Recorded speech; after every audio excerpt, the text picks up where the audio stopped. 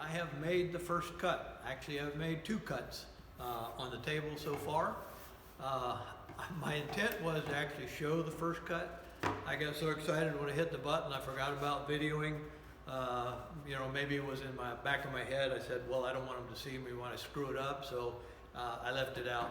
Anyway, the first cut was this cardinal that I downloaded off the Langmuir site, the Share site, and I'm supposed to give credits to Mo, whoever Mo is. I appreciate it.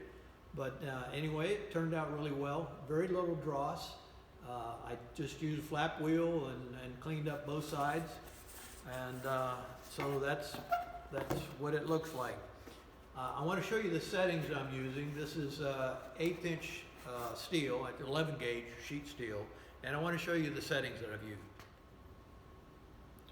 Okay, as I mentioned, this is 11 gauge steel, and you see in this Hypertherm cut manual, there is no 11 gauge. They go from 3/16 to 10 gauge.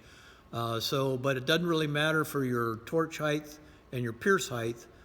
So obviously that's what I used, 0.06 for the cut height and 150 thousandths for the pierce.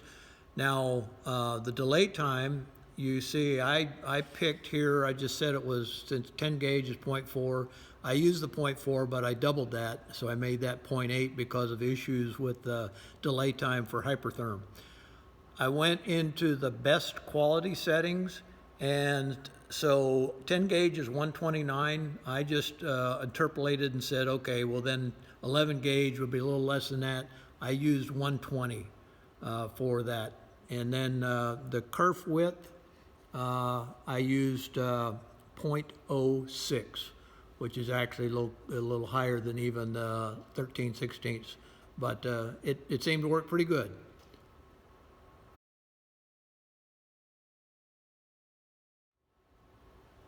Okay, so that was the first cut. Again, sorry you didn't get to see the torch actually cutting it out, but I am going to show you now the second cut. Now, even on the second cut, I got so excited when I pushed the button, I thought, oh crap, I'm supposed to be videoing this.